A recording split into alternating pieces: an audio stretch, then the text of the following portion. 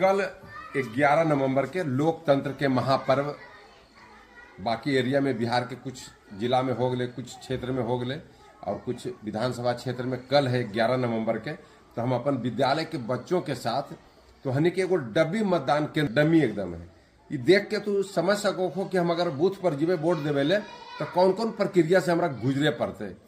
तो जरूर राहुल कल वोट देवेले एक बार फिर हम मगैया गुरुजी तू सबके सलाह दे रही है कि अपन वोट जरूर देवो ताकि एक अच्छा लोकतंत्र बन सके। मतदान केंद्र के बाहर इसी तरह लाइन लगल रहते वोटर थी और अपना पोलिंग वन तर अपन काम पूरा करतीन।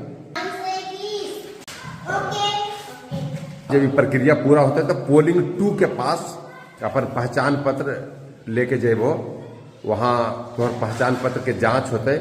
ओकर बाद 17A रजिस्टर में पोलिंग 2 जे है मैंने मतदान करावे वाला वो ओकरा नाम लिखथिन और तोहर जो पहचान पत्र है ओकर अंतिम के 4 अंक और तोहर सिग्नेचर लेथिन। ओकर बाद पोलिंग 3 के पास वो पुर्जी जे 2 देलथिन है पोलिंग 2 3 के पास लाके जमा करे पड़ते। वोटर जो है वोटिंग कंपार्टमेंट में जाके वहां पर ईवीएम मशीन जो भी है मशीन रखल रहते और अपन पहचान के चिन्ह के सामने अपन मतदाता के चिन्ह के सामने वोट करवो। ऐसी बीप की आवाज ही तो वोट दिला के बाद दूसरा गेट से दरवाजा से बाहर हो जाती अपन घर जाए। एक अलावा भी जे भी वोटर रहथिन सब बारी बारी से अंदर इन करथिन और उनका मिलान होते यहाँ पोलिंग एजेंट द्वारा।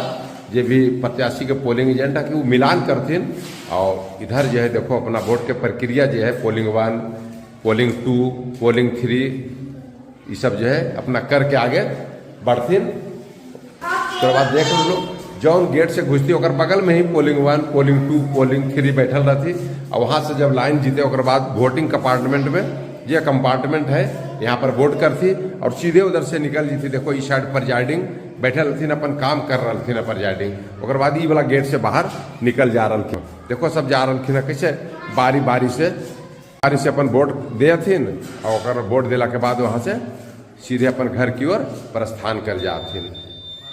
और जब तक बीप की आवाज नहीं थे टींग की आवाज तक नहीं तब तक टिपना है।